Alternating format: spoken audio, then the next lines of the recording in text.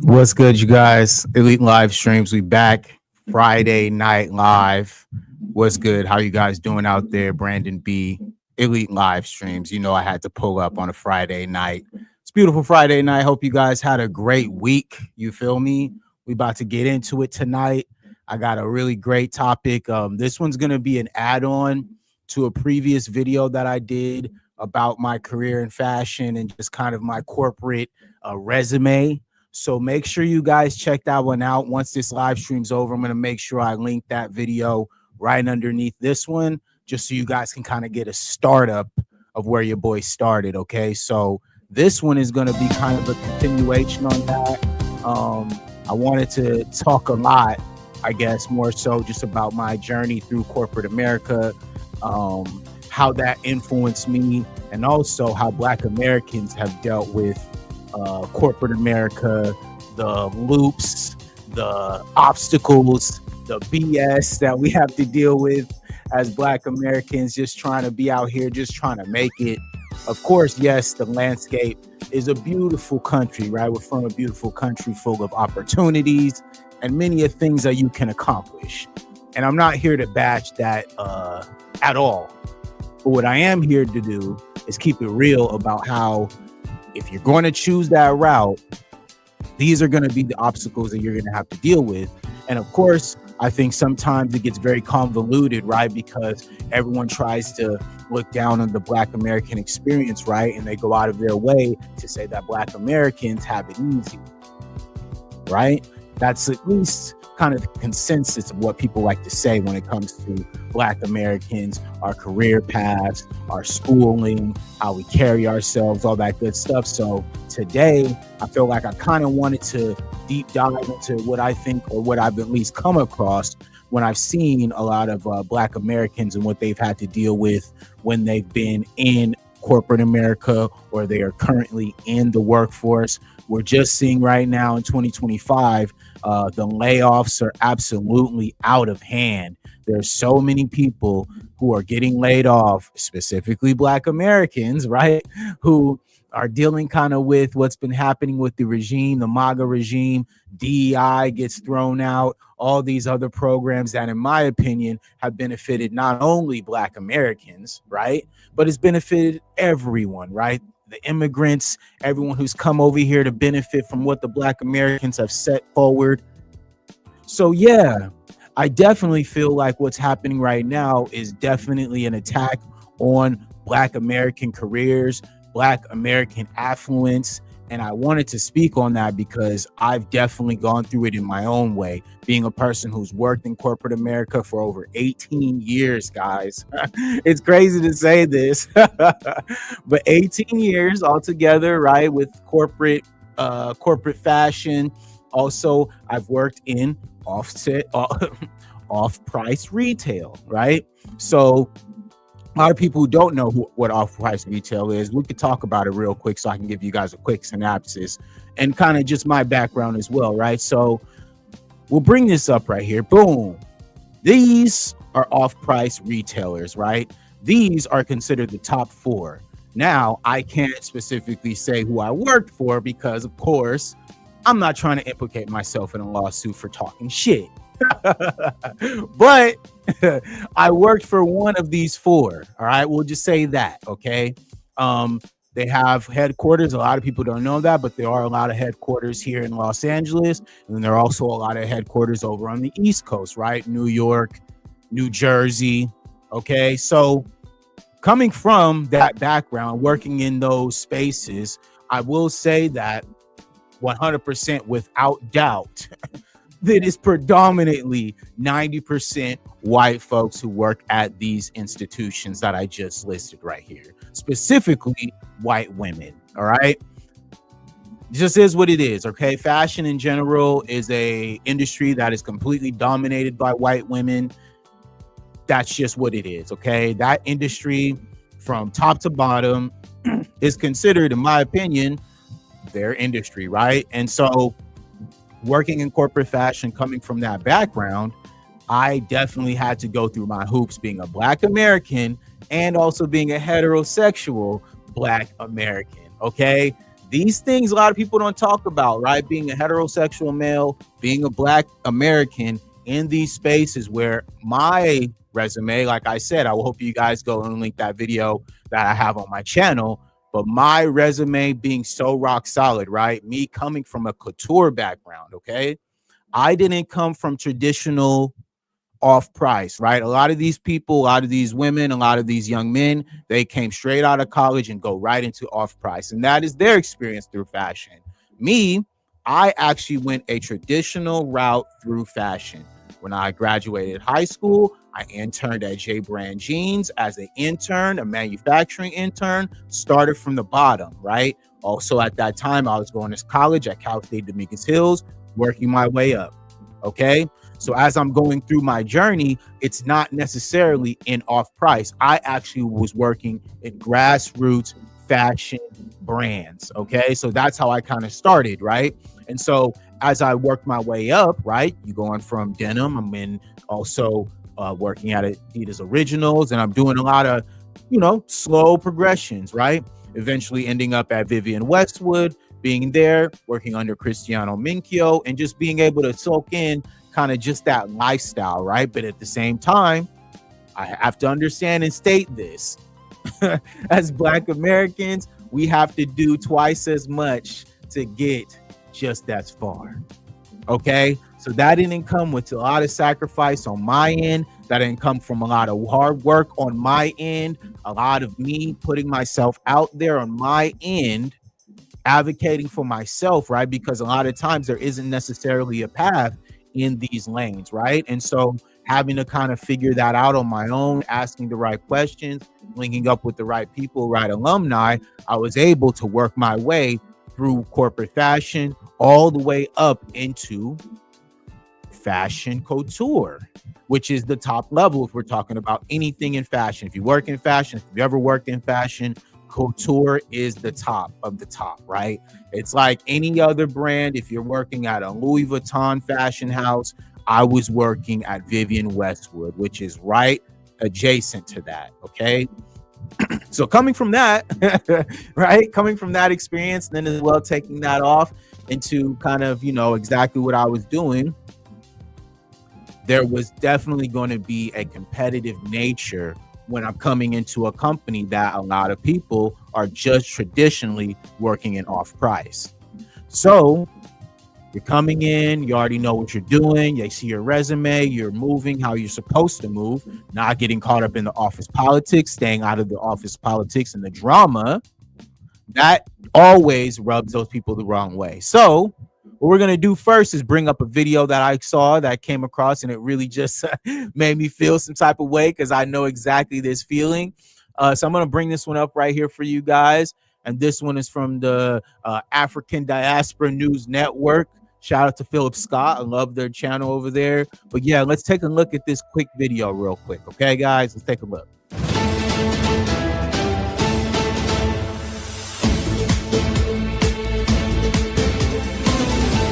You know, the folks really get offended when we just stay quiet on the job. We not bothering nobody. We doing our job, but they get so bothered. Case in point, I want you to listen to what this sister is dealing with them. She's still mad that I don't talk. Like, and you know, if something happens, that's why I don't talk to you. Because I'm messy. We don't want Ada to be talking about it because then it makes everybody, and it's like it brings everybody into it that doesn't belong in it. That's like walking on eggshells all day. Can I say something, please? Okay, but I don't want you to raise your voice. I'm not. But I just feel as though a lot of y'all are mad because I don't sit up and gossip with y'all. That's what you do. You set up. You talked about Jessica when I first got over there. Did you or did you not? Now listen, this happens so often where the office politics are going on, and as Black Americans, all we want to do is come and work. We want to do our job. We want to get paid. We want to do our job at a high level, okay? Because we enjoy what we do and we take pride in what we do, right? So when we're coming into any establishment, any headquarters, we're focused on what? The task at hand, the job that has to get done. That's it. We ain't trying to get caught up in all that mumbo jumbo that they be doing, and that they are trying to, like I said, see if we will participate and actively participate, because once you are in it, they can have that dirt on you. And us, we don't like to have anything on our name, because we already know when we come into any establishment, there's already going to be some level of slight towards us, some level of very, very reserved, right? They're going to make sure that they handle us very, differently than they do everyone else. And that's what she's alluding to. It's like, yeah, you wanted me to get caught up in y'all drama, and I didn't want no parts in that. And y'all mad that I didn't join in y'all foolishness. And I love that. Shout out to that sister. Yeah, exactly. You got mad that you're mad that I'm not responding to that. I don't have to talk to y'all about anything besides work. Is that true or is that not? That is true. Okay, so what else are y'all mad about? I'm not training with you. You don't say nothing to me. You don't say good morning to me. You don't say anything to me. I don't even know where the animosity came from. Michaela didn't even say anything to me yesterday. I had to ask her, hey, am I training with you? I think so. And that's what happens when they know that you're not willing to play into the game. You're not willing to join in on the foolishness. They will start acting funny towards you. They will try to alienate you. They will try to isolate you just because they know that they can't, run the plays on you like they would the normal. You feel me? Normally, that's what happens at these spaces, right? They make you simulate into their BS, right? And then once you're simulated into their BS, they can figure out ways to manipulate and control the situation, right? But when you don't want any parts in that rubs them the wrong way, right? Because you don't want any parts in the foolishness. You're good. I'm good. I don't want any parts in this. But they always want to have parts in that. And that's why it's very, it's very strategic how a lot of Black Americans have to move, because like I said, we don't have allies at the workplace. Even sometimes where people who we would think would be on our side, they're not. So we have to be really careful and watch our own backs. Did you or did you not? I did. Exactly. So communication works both ways. Y'all not gonna keep trying to treat me a certain way, and y'all not gonna try to single me. Y'all not gonna try to single me out, and y'all not gonna keep trying to treat me no type of way. Everybody needs to That's all I'm professional. Correct. Do your jobs, and that's it. Correct. No Exactly. gossiping. When we go to a job and they give us our job description, what it may be, and they may say, okay, you have to work with a team of people. Okay, and you work with this team of people. You talk about the job, the project, whatever you got to get done. And then after you finish with it, you just kind of just be quiet. You kind of just either working on something or you just whatever you're doing, right? Just quiet. Maybe you're reading. They cannot stand when a Black person just minding their own business. They're not participating in any kind of gossip. They're not interacting with them. They hate when we don't tell them our business. And I'm big on that. I don't fraternize. I don't like to get caught up in any after work activities outside of people who I just don't trust. And that, maybe that's my own PTSD. I'm not sure. But at the end of the day, it is self-preservation for a lot of us as Black Americans to be able to make sure that we are keeping these things separate, right? Work is not friends. All right. A lot of these people are not our friends at these jobs. And so us being as mindful as we always are as Black Americans, watching our back, making sure that we don't get caught up in all of the office BS, right? The goal usually for us is to go to work, do our job, and go home, right? Handle our business, be able to do what we got to do, get paid, and then go about our day, go about our business. But the fact that I think a lot of times they enjoy kind of that, game, right? Where they can put us in a part of this, adding us into things that we aren't necessarily trying to be involved in. I think they enjoy that part of it. And that's why it's like, you got to be careful as Black Americans in corporate America, because there is no real allies that we have on these, offices, sales floor, wherever you want to be at. Like where we going, who we married to, who we dating, where we're going on vacation. They want to know every part of our life. And if we just choose not to divulge in any of that, and also when you work on the job, make sure your page is private so they can't get access to any of your pages or whatever, because they'll be nosy. I have a crazy ass story about this, guys. Okay, so let's set the stage. Hold up. All right, let me set this stage real quick. All right, so look, when I was working at one of these retailers here, right, I was totally indoctrinated in like corporate America, right? So when you're indoctrinated in this, they make you all go on LinkedIn, right? I don't know anybody of y'all in the chat. Let me know if y'all have LinkedIn, whatever. But you're on LinkedIn. My superior, the person who was above me, she would literally every single day. You know how you can see people who view your LinkedIn? She would check my LinkedIn every single day. It made me feel so weird that she was watching my LinkedIn all the time. I couldn't handle it. It made me feel some type of way because I just didn't want her watching me for whatever reason. I just didn't understand why, you feel me? And I think, you know, for whatever reason, looking back, like I said, my resume and my history, right, in corporate America is very rock solid. And so I think it can be intimidating to a lot of people when they see this person, this black person, right, this black man, right, with a very rock solid resume who holds himself in a certain way that isn't easily manipulative. I carry myself like I'm a boss because I am a boss, right? And you have to have that type of mentality to accomplish anything in life. You feel me? And especially as Black Americans, that's just how we are. We're very confident people. We understand ourselves, we know ourselves, and we come into a room with a certain level of confidence, right? Not a superiority complex, right? We come into an office, we come into a boardroom, we come into any space that we're in. As Black Americans, we are going to take up space just based off of our energy and our aura. And sometimes that can be very uncomfortable for them folks because they aren't used to that, right? They're very used to, like I said, those other people who consider themselves allies who play in our face, right? The ones who assimilate, the ones who are very, very subservient to how they are, right? I'm not like that. Just like they can be sharks and like they can be very, very savages in the boardroom, I'm like that too, right? But they don't like it when you are that way, right? When you're matching the energy, you have the same vigor and the same ambition as they do.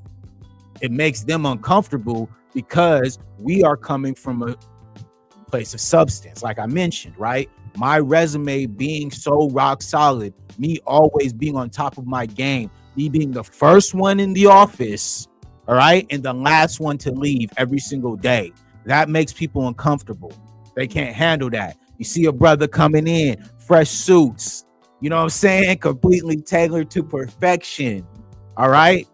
Everything custom, okay? That part makes people uncomfortable, all right? Knowing yourself, knowing how to carry yourself, understanding your business, right? When it came to fashion, when it came to corporate fashion, I am that dude, all right? Everybody knows me because of this, all right? Regardless if, you know, I'm on social media right now, I've been ramping up the whole social media thing. Yeah, that's what's up. But at the end of the day, when it comes to this fashion stuff, when it comes to this, you know, lifestyle that I'm living right now, I've been doing this for a long time, y'all. And so when I chose and I made the conscious decision to put myself in these corporate spaces, I bring that same confidence. I bring that same vigor. I bring that same assertiveness to any room that I put myself in. And so when I'm on that level, right, when you're in that space, when you're thinking that way, as a Black American, that is going to make them uncomfortable because they think that you're coming for their job. And most times we are qualified for it. We're much more qualified than they are. And that's just the facts, right? Because like I mentioned earlier, we have to work twice as hard.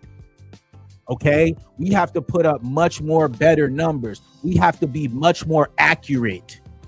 All right, we can't make any mistakes. We don't have any room for error as Black Americans in corporate America.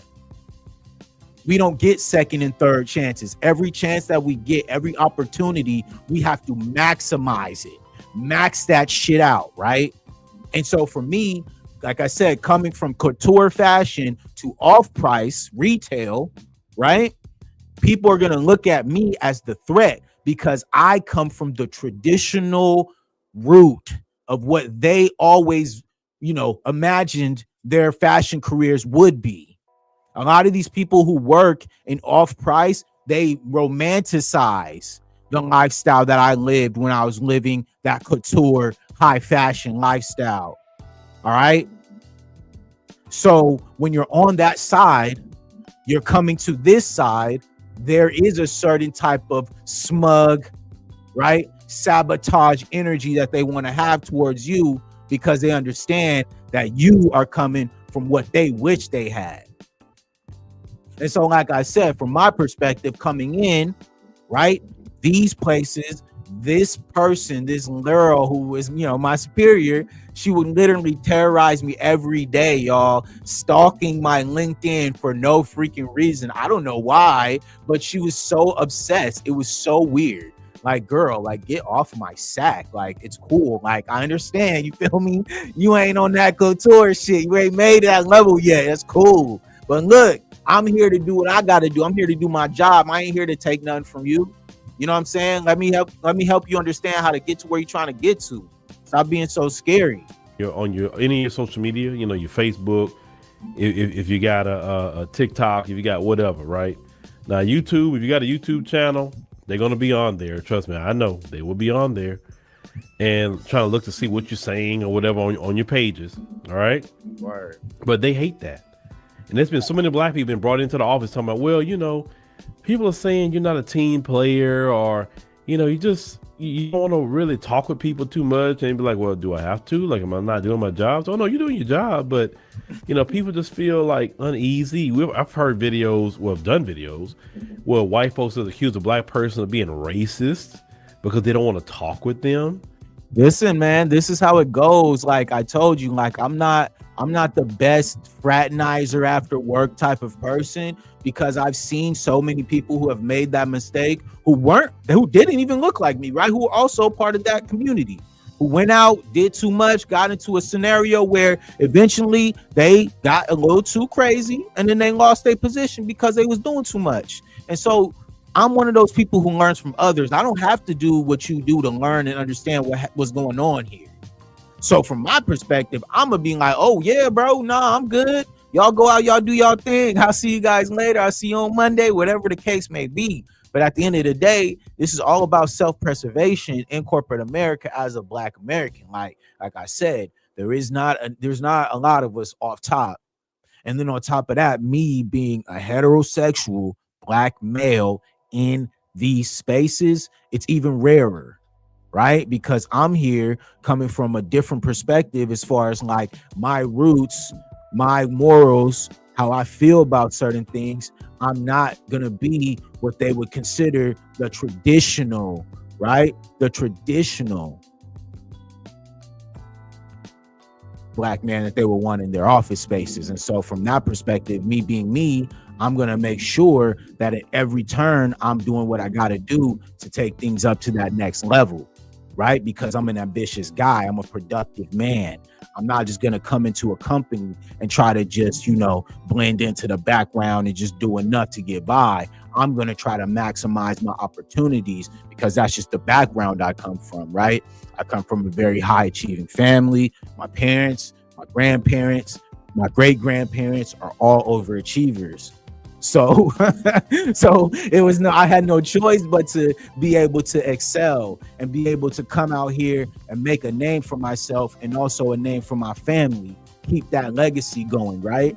And so when I came into these spaces, when I was working, my way up through the corporate ladder, I could see the hate. I could see the sabotage and the people wanting to, put me in a box, right? Oh no, we're going to put you over here because we think this would be better for you. Now, knowing that this would be the more difficult task, this would be the more difficult run. And guess who would maximize it? Guess who would take it to the next level? Guess who would come into that same review the next month and those metrics would be maximized? Turning around departments. All right, that was me. You feel me? Because I enjoy a challenge. I enjoy it. Okay. It is an acquired taste for those who are overachievers in life. We rise to the occasion. You tell me I can't do something. You tell me I'm not going to be something. I'm going to show you. And guess what spirit that comes from? Black America. We love to show somebody that we can do something when you can tell us that we can't. Dead ass. We don't fuck around when it comes to that type of energy. All right. When I'm coming into any scenario, I'm going to show you who I am. Right. And I'm going to go further than you're willing to go. Right. Because I know in myself, right, who I am and what I'm willing to do. And so sometimes a lot of them ain't willing to do that. A lot of them are scary. And this is just facts. A lot of them are scared to go there. A lot of them are cool and comfortable. They don't need somebody who's going to come in pressing, smashing the gas, right? They want to be able to keep it cool. And so when you're the person who comes in, hey, yo, serious, dedicated, disciplined, you're not getting caught up in no BS. You want to come do your job, go home. They don't like that, right? Because they want to have something to slow you down. They want to have some dirt on you to make sure that you don't reach the level that they know that you can reach, right? And that's one thing for me, you feel me? Coming from, like I said, that traditional corporate America route, man, I had to really make decisions because I understood my mentality and who I am as a person, and I couldn't compromise myself to fit in because they didn't want to do the work, right? They tell us to pull ourselves up by our bootstraps. Okay, we do, and then they try to sabotage the situation. And be like, where you get that from? What did I say? You know, don't even say nothing. You say anything. It's just you're not saying anything to them. They think you don't like them because they're white or whatever. Like, what? You know, these people, they're weird. They got to know exactly what's in our head at all times. But you know, this is the thing. When you're speaking, people know what you're thinking. When you're quiet, they don't know. And that makes them so nervous. It's when we're quiet. That's it, man. It's a different energy when you moving off your own spirit. You feel me? You're not trying to get too caught up in anything that's gonna take you off your game, right? I'm staying locked in. I'm a very locked in type of person. I have goals, I have ambitions, I have things that I want to accomplish in life, and I wouldn't be able to do that without the certain level of dedication, a certain level of drive to, you feel me, the task and the overall objective at hand, right? And so for me, being the person that I am, right, I don't mess around when it comes to that type of stuff because love is always going to be a part of what I do, right? And when I'm thinking in that way, when my mind is shifted towards that, yeah, this is all about love for myself, right? I love myself so much that any job that I do, I'm going to do it with everything that I have inside of myself, right? And sometimes, yeah, you have to be careful with that because there are a lot of people who will try to sabotage you on that path. And so, yeah, from my perspective, I've always had to be very careful about, you know, not burning out and not giving everything to these people because they would never do the same for us. You feel me? We all saw overnight during the pandemic how, oh, today, if we decide that we want to cut off all these jobs and everybody has to go home, they could do it. They didn't give a F about none of us, okay? All the problems and stuff that stemmed after that shit was absolutely diabolical, right? It messed up our entire economy so bad that there is still ramifications till today, right? Some people never recovered from the pandemic, and we all went through that together. And so ever since then, we've been seeing, you feel me, a huge pushback against corporations and against how they treat their workers, how workers are easily thrown away who have dedicated their lives to these companies. All right.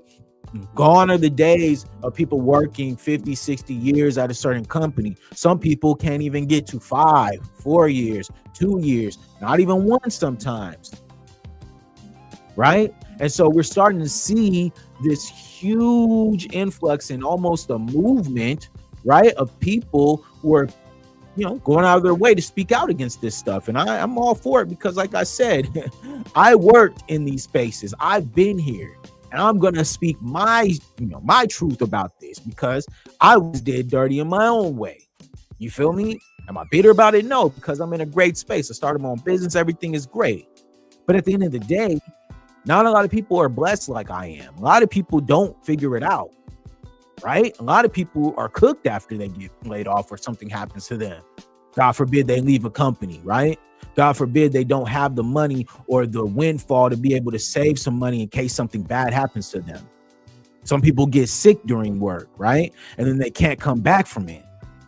So yeah, from my perspective, it ain't easy going through these things, right? So I pulled up another video just to show you guys, to add in kind of the same sentiment that I was talking about. But this is the brother Torre, and he had a video about this woman, Miss Barry Wise, who is, I think she's like the NBC new president or something, and they did some layoffs, right? A big sweeping layoff through NBC, and guess who was the recipient of those layoffs?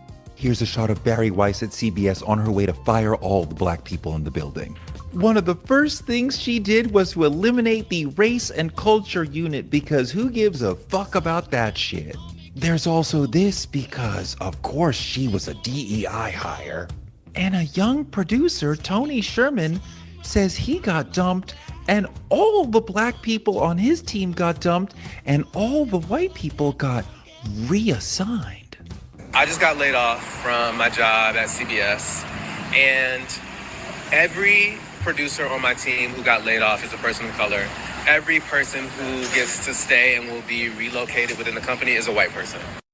This is just how it goes, guys. All those sweeping layoffs, all those company layoffs, all that stuff that goes on is usually like this, right? The first people to go are usually the Black Americans who are a part of these organizations, right? It's unfortunate that this happens all the time, but it happens so much. And this is also why I'm still trying to understand, right, how so many people were, screaming about DEI and all this other stuff, right? But it's like, yo, like, you guys do understand, like, it doesn't just affect us, it affects you guys too. And so we've been seeing that a huge influx of not only Black Americans getting laid off, but women in general, not just Black women.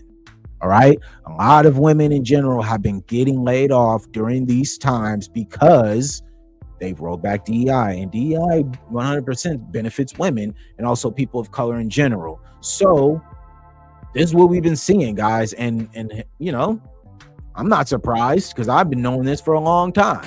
Now, in my meeting with the executive who told me I was getting laid off, I specifically asked him if we went from DEI and race-based hiring to race-based firing. I mean, why would a news organization need to have black people in it? This is just facts, guys. And look, man, I was going through the comment sections, right? And this one really spoke to me, man. It was by this guy. He says, I'm a 68-year-old white man. This is my take. Society tells black youth to go to school, study, get a college degree. Apparently, society leaves out good luck at getting a job while black. And if you get one, good luck keeping it while black. How can anyone pull themselves up by their bootstraps if someone keeps taking away the bootstraps? What a great comment. What an insightful comment. Because this is what I love about YouTube sometimes, is the fact that comments are the real world. It's real life. So when you look in the comments, you can get that response from real people who feel a real type of way. And this is really what it is, man. This is just how we is. We've all bought into the propaganda, unfortunately. We all bought into the propaganda, right? Go out as a Black American, you get a job, you work hard, you go to school, go to college, you get a job, you work hard enough, you'll rise up through the ranks. But they don't understand that there's way more to this. The integral systemic racism that is 100% attached to corporate America and the competitive nature that a lot of these YT people have towards us has to also be accounted for, which it will not. Right. And so I think that, we look at times and spaces where we're trying to, you know, understand what the vibes are and how we can work our ways up, but not understanding that a lot of times those obstacles are 100% there for us to fail. And so from my perspective, I'm always, you know, going to be on the right side of history and speak towards those young brothers who are going to be making their way into corporate America. They are in college right now, chasing those big dreams, right? And so from my perspective, as a, you know, a person who's already gone through this process, who's done it at a high level, I want you guys to understand that everything comes with sacrifice. And so, yeah, you know, us going out there, you know, making great money, being able to live that lifestyle, I 100% encourage you to go out and do that. But just understand what you are up against and make sure that you keep your head on a swivel. Stay on your pivot, because you never know what could happen and how many people can be against you who you think have your back. So from my perspective, as you know, somebody who's been here, like I said, from an unk status, I guess you would say, right? You guys should go out there and really make your impact on the world in whatever you do. If that's working for somebody, do that. If that's having your own business, do that. If that's being a YouTuber, a streamer, whatever you do in life, do it 100%. Put your all into it, and never let anyone tell you that you can't do anything, right? Sure, yes, there will be obstacles that we have to deal with because we are who we are. But at the same time, do not let that hinder you from your blessings, because they're out there, right? You just have to seek them. You have to put yourself out there. In order for anything in life to come back to you, you have to put yourself out there. And sure, you know, we've definitely seen, as you can see here, that when it comes to this system, right, in the corporate America system, there will always be obstacles against us, but it's our goal to make sure as we work through these things, we are, you know, doing our part to break out of that shit, right? Because I see it every day, right? I see a lot of people, especially, you know, content creators and stuff, and it's great to see this, you know, where there was a huge shift, right, from just doing the everyday, normal, regular day stuff to now people are thinking more logically. People are thinking more long term. People are thinking about money and taking care of themselves and pushing themselves to be the best versions of themselves, which is great. But at the same time, we also have to make sure that we are consciously pressing forward to break up the BS that we've had to deal with for so long. Our ancestors having to go through these, you know, corporate spaces where they were deserving to be where they shouldn't have been, right? We see this all the time, man. I feel like there's so many black people, so many black figures who are underpaid, okay, who are underpaid, who should have been way further than where they were. But just because of how we look and the feelings that they have towards us, they cap it out. But we're not going to allow that shit to happen, y'all, because at the end of the day, as a Black American, setting the tone, doing something different, and being able to actually contribute something real, oh yeah, we're going to the next level. Because I've seen, like I said, I've been seeing a lot of these, you know, little videos coming across my timeline and stuff like that, where I'm like, okay, so there is a consensus of people who are going through the same thing that I went through in corporate America. You feel me? People who have gone through kind of the same hoops and obstacles, right, when you're working at these type of companies. You feel me? You know what I'm saying? The corporate side of these companies, the structure, it is set up for them to be able to maximize what they were doing. But from my perspective, I always felt like I was different, and I always knew that I was different, and that's why I approached things in a different way. So from my perspective, guys, I want you guys to continue to keep your eyes open when you are in corporate America. Make sure you're fighting and advocating for yourself, because a lot of these places will not do that. A lot of the HR will go out of their way to make sure that you are not maximizing and reaching the levels that you want to reach. So I was told by, you know, a few of my mentors as I was coming up, right, that you are responsible for your own development. And I'll leave you guys with that. You are responsible for your own development, right? And we as a community are responsible for now creating spaces and job opportunities for the youth so that one day they won't have to be in these same predominantly white T spaces, right? So salute to everybody out there, man. I appreciate everybody who comes through. All the new subscribers, man. Salute to y'all, man. You guys have been really coming through. These last couple of videos I've been dropping have been doing really well. Gaining subscribers every single day. Really, seriously, thank you. Anyone who watches my videos, who shares my videos, who likes my videos, comments on them. We appreciate you guys because we're growing very, very slowly but surely. Right, everything is happening exactly how it should, right? And I appreciate everybody who pulls up and shows love. It's Friday night, so you know what I'm about to do. You know what I'm saying? I ain't dressed this nice for no reason. You feel me? We about to go have a nice dinner. We're about to go talk about life and get ready for the new year. You know what I'm saying? How's the new year for y'all? What y'all looking like, man? How was your year, right? It's November. You feel me? My birthday coming up, December 10th. Shout out to the Sagittarius, Swaggitarius. We out here. It's coming up December 10th. We're going to be turned up, all right? Because it was a great year. You know, all things considered, I want everybody to, you know, have a great time. Be careful out there. It's Friday night. Make sure if you're drinking, don't drive. Uber is available for you guys. Go out there, enjoy yourself. Life is short, all right? Don't get caught up in the BS. Make sure you stay on your pivot. It's a rainy, you know, weekend. I don't know what's going on. That's how it is out here in LA. So drive carefully, be safe. I'm gonna be out here moving around, moving and shaking, eating me some bomb food and doing what I gotta do as a man. You feel me? So salute to y'all. Much love, Brandon B. I'm out. Peace.